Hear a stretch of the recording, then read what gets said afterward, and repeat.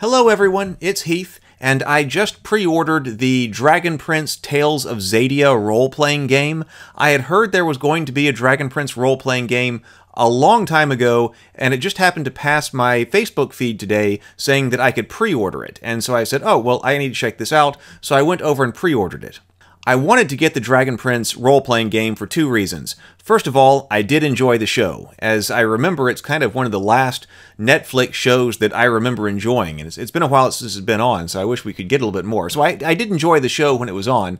And then second of all, it uses the Cortex RPG rules, which is not something that I know anything about, but I had been told by at least two people that I need to go and investigate the Cortex rule system because it might be something that I'm interested in from a storytelling perspective. So being that this uses the Cortex rules, this is an excuse to get into that and see if it's any good, and plus it's in the world of a show which I enjoyed. So I went over here and I just pre-ordered it. I went ahead and placed a pre-order for both the digital edition of the rules as well as a hardback book of the rules, so we can have a nice place on my bookshelf behind me, and we'll take a look at the hardback book when it does arrive. But after I had placed the pre-order, they sent me an email with a code to access the pre-release online digital tool set that's still kind of in beta. And when I came over here to the website, I was able to redeem my code, which gave me access to that, although it's a little bit not clear on this website exactly what it is that you get access to as the result of that code, and then also what's just on the website. I'm logged into the account right here because I did find that on the website is the entire rulebook, or what looks to be the entire rulebook anyway. And I wasn't sure if that was the digital edition that I got access to because I had pre-ordered it, or if that's just on the website. So I'm logged into the website right here in this browser, but if I go over here, this is a different private browser window where I'm not logged in. It does look like there is a lot of information about the RPG on the website that anyone can access without having made a pre-order. We've got information about the game. This looks like the playtest adventure. There's another adventure here. It might be playtest as well. Ready-made characters. And then here is about the tools. So explore the tools of Xadia preview, redeem your code. So that's what I did, and so I got access to these tools. But then if you go over here to play, and this is on the browser that is the private window where I'm not logged in, if you go to play and say basic rules, it looks like you've got what seems like a very complete rules document here. It says rules primer, but there's a lot of material here, and I'm not logged in, so I guess this is just open for everybody to check out. And then also we've got my characters here. That you have to sign in for, and I believe that's where you find the tools once you've pre-ordered. And then this is a place to redeem codes, I believe. Okay, so I want to do two things. I want to take a look at the basic rules because I want to learn something about the Codex rule system anyway. So might as well learn it here within the Tales of Xadia RPG anyway. So in that sense, we'll kind of do a looking and learning and how to play the role-playing game, kind of in cursory overview like we've done with some of the other games on the channel. And then I want to get into what the tools are that are in pre-release beta and see if they're any good. So we'll probably do that in two videos. So in this one, we're going to take a look at the basic rules here, and this is the rules primer. So we'll just take a look at it online here, and then we'll take a look at the hardback book once it gets here. Okay, dice. We use 5 different kinds of dice in Tales of Xadia. Looks like D4, D6, D8, D10, and D12 indicated by these symbols here. The number tells you how many sides the dice has. The more dice sides, the bigger the numbers. The handful of dice together is called a dice pool. Roll all the dice in a dice pool together, right out in the open, even if you're the narrator. Okay? Okay, so no secret rolls for the narrator behind a screen. So the narrator is what they're calling the game master in this case. Anytime you roll a die, the number you get is called the result. Usually you choose 2 results to add together to get a total. Adding 2 or more results together is about the only math you need to do in Tales of Xadia. Dice are used to resolve tests, contests, and challenges. Traits and die ratings. All characters in Tales of Xadia, whether they're the player characters or narrator characters, are described using game traits. Every trait in the game is rated with a die, called a die rating. Whenever you use a trait, you pick up a die of that many sides for your dice pool. The die rating tells you how much effect that trait has on the outcome of any given test, contest, or challenge. They're a useful shorthand for how strong, smart, or skilled your character is. More sides don't always mean better, so much as they just mean more important or more significant to the story. Having a 12 in a trait like strength versus a 12 in a trait like justice doesn't mean that physical strength or valuing justice measures the same things. It just means that being inhumanly strong can affect the outcome just as much as being obsessed with justice can. Okay? Stepping up and stepping down. Sometimes you swap out one or more dice in your dice pool for dice with more or fewer sides. This is called stepping up or stepping down a die rating.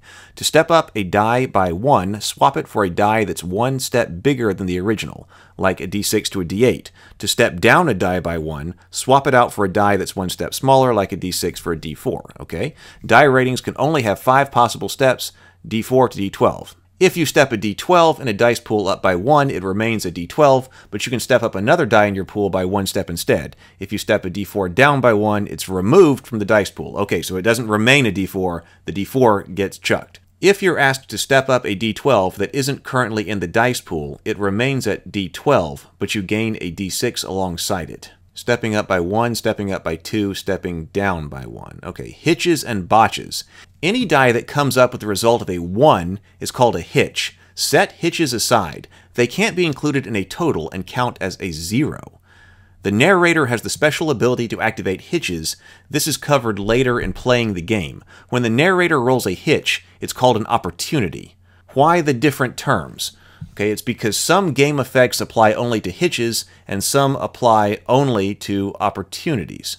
If all your dice come up as 1, that's a botch, and it's a sure sign of trouble, especially since your total is effectively 0. With a typical failed test, contest, or challenge, not everything is bad. The story still moves forward, just not how your characters might like. With a botch, there's no ambiguity in it, things are bad for your character, and sometimes their story hits a brick wall for a moment. Plot points. Plot points are a way for players to affect the story beyond the roll of their dice.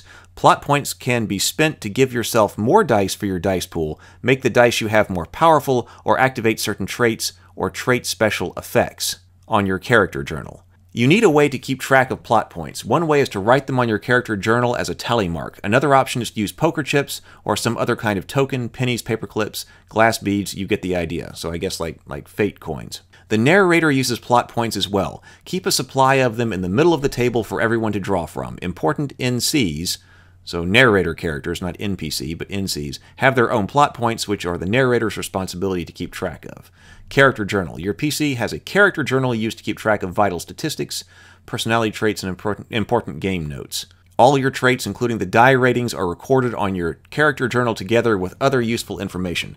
When you're playing the game, the character journal helps you build your dice pool. The character journals for the pre-generated characters in the primer can be printed out and marked up with a pencil. Alternatively, you can keep track of your character journal using the digital tools at talesofxadia.com. That's what we'll look at here in just a few minutes.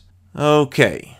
Characters are all based on archetypes. Information on both basic and advanced archetypes is included in the Tales of Xadia, the Dragon Prince role-playing game handbook. For this primer, pre-generated characters using basic archetypes are provided: Durin Soldier, Durin Herald, Moonshadow Elf Assassin, Sunfire Elf Knight, Sunfire Elf Mage, Delbar Hunter.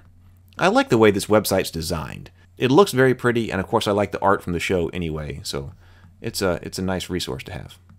How it works. We're using Rayla's character journal by way of example. Here's what it looks like. Rayla as of the end of Book 1, Moon. Okay, so we've got agility, awareness, influence, intellect, spirit, and strength. So I guess those are our core statistics, and then each one of these is associated with a different die. D10, 8, D6, like D8 spirit, D8 strength. And then values. So she's got devotion, liberty, glory, mastery, justice, and truth. I wonder if everybody's going to have the same values. I don't know. They talked about justice before. So each one of these is also associated with a die. So she's got D10 in devotion. She's got D4 in glory, so she's not too concerned about glory, I guess. And then distinctions. Moonshadow Elf, which has a D8. As a Moonshadow Elf, Rayla draws power from the moon and is at her strongest at night, especially on the night of a full moon. Her heritage provides her with greater natural agility and speed than other elves. Hinder. Gain 1 plot point when you switch out this distinction's die rating for a D4. So right now Moonshadow Elf is at D8, so she could gain 1 plot point when you switch out this distinction's die rating for a D4, okay. Elf Grace. Spend a plot point to step up your agility die in a test, contest, or a challenge that factors in your elven speed and balance. Moonshadow Form. When trying to hide, sneak, or go unseen during a full moon, spend a plot point to double your Moonshadow Elf distinction die and keep an extra die in your total. I can see why I had friends recommend that I take a look at the Cortex system here, because I'm interested in narrative-type storytelling games right now, and it looks like that's kind of what we're going for here with, okay, Moonshadow Elf, and then we go down to Reluctant Assassin, okay, and then Act First, Think Later. So these are what they're called. They're called distinctions for the character, and then these up here were the values. So it looks like we're using a system like that that's intentionally more narrative and story focused. So Reluctant Assassin D8. Rayla's been trained since she was young to join the Moonshadow Elf hunting parties, but her heart just isn't in it. Hinder. Gain 1 power point, or plot point, excuse me, when you switch out this distinction's die rating for a D4.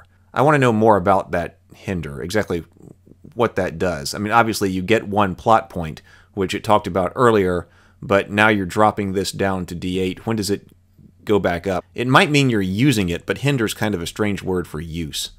Okay, Act First, Think Later, D8. More often than not, Rayla leaps into action regardless of the consequences, which can make her seem both brave and reckless. Hinder. Gain 1 plot point when you switch out this distinction's die rating for a D4. Specialties. Sneaking, D6. Used for getting around without being noticed. Swordplay, D6, used when doing battle with armed swords, knives, and other bladed weapons. Tracking, D6, used when following or pursuing others by the evidence they have left behind. Okay. How do you do the things you need to do? You draw upon your attributes. Every character has a rating in these 6 traits, from lowly, D4, to world-class, D12. You always include one of your attributes in your dice pool when you attempt a test, courage, a contest, or challenge. Which attribute to include depends on circumstances. Okay, so I figured you're going to be drawing dice from the attributes as well as some of the other things that might be related to the task you're trying to accomplish. But we've always got an attribute in there. Makes sense. Agility, awareness, influence, intellect, spirit, strength. Some notes on her. Okay, values. You're about to embark on a story set in the world of Xadia, so you need to know what matters to you and why you do what you do. This is represented by your values. Every character's investment in these 6 traits runs from barely invested, D4, to supremely committed. The bigger the die rating, the more the value helps you on your journey. You always include one of your values in your dice pool when you're attempting a test, contest, or challenge. Which one depends on what your character is most motivated by in each situation. Okay, so it's kind of like what is motivation. So it's your physical characteristics by your attribute, and then also a virtue, which is like your motivation, that are going together to, I suppose, achieve some target number. Each value also has a value statement attached to it, which describes how your character thinks or feels about that value. An optional advanced rule about denying your value statements is detailed in the Tales of Xadia, the Dragon Prince role-playing game handbook, but for now, just use the value statement to help you role-play your character. Values always have 15 die steps in total, with a D4 counting as 1 step. If you step up one value's die rating, you step down another. Okay, that's interesting. So the more you start to care about one thing, something else has got to give. So these are devotion, glory, justice, liberty, mastery, and truth. So I guess everybody does have the same values. I guess, from a storytelling perspective, that's interesting. You have these different values that the setting itself values and says that these are what's important in this game world and in this setting, and then how individual characters feel about them influences the way they're able to do things. That's interesting. Distinctions. Who are you and where do you come from? What do others remember about you? How are you described to others in the tales told of your adventures? You are the sum of your distinctions. Every character starts with 3 distinctions rated at D8 and may acquire more or raise their die ratings over time. You always include one of your distinctions in your dice pool. Okay, so we got 3 things in the dice pool right now. The virtue, the attribute, and a distinction. Which one you choose may have a part to play in the outcomes of your test, contest, or challenge. Each distinction comes with 1 or more special effects that lets you bend the rules in specific ways under certain circumstances. This typically involves a benefit, such as stepping up a die, doubling a die for a roll, adding another die of the same size to your dice pool. Okay, so doubling a die means that. Adding another die of the same size to your dice pool, so it's not doubling a value. Or trying to double steps or something like that. Including an extra die, creating an asset, or gaining a plot point. This is usually paired with a cost, such as spending a plot point, taking stress, stepping down a die, or rolling a d4. So the stepping down a die is a cost. We saw that a lot up there. You may use a special effect whenever it's appropriate, whether or not you're rolling the distinction die it's attached to. Every distinction has the Hinder special effect by default. Okay, so here it is. Hinder, gain a plot point when you switch out this distinctions die for a rating of D4. All the pre-made characters have additional unlocked special effects. Distinctions each belong to one of three broad groups: your character's background, kindred, or ancestry, your character's training, vocation, or role, your character's most memorable or peculiar quirk or feature. And so these were Moonshadow Elf, Reluctant Assassin, and Act First, Think Later, in the case of Rayla. Specialties and assets. Your character might be particularly skilled at a couple of things, their specialties, making it easier for them to succeed when those specialty situations come up. Or they might possess an asset, an item, a weapon, an ally, or some other helpful source of assistance. Specialties. A specialty is rated from D6 to D10 and covers a narrow field of expertise or ability, such as sky magic, swordplay, animals, or politics. A D6 means you're trained in that specialty, a D8 means you're an expert, and D10 means you're a master. You can include these dice in your dice pool when you roll, so long as what you're doing is relevant to the specialty's area. It's possible to have as much as a D12 in a specialty, Grandmaster, but very few characters in all of Xadia are so gifted. So I like this treatment of skills as specialties because it's just giving you a few of them, you write down what they are, and then it's giving you some very clear words: trained, expert, master, grandmaster, and by the way, grandmaster is exceptionally rare. So trained, expert, or master, pick one in those. So we're not getting overly granular. You know that in the past, I've been a fan of extremely granular systems. GURPS was my favorite for a long time, and I still love it. But I'm kind of moving in sort of my evolution of gaming to more narrative stories like this with less granularity that kind of move things faster. Character creation, because we haven't actually seen character creation, we're just explaining characters. But it would seem like that character creation would go quickly here, because like, what's your specialties? Are you trained, expert, or master? That's probably a fairly simple question to answer regarding a particular character when you're trying to stat them up. And I like character creation that goes quickly.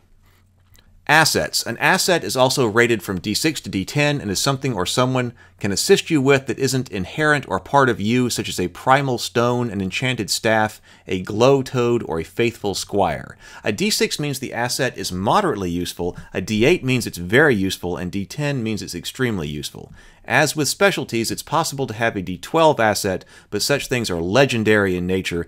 Include the die in your dice pool whenever the asset might be helpful or beneficial.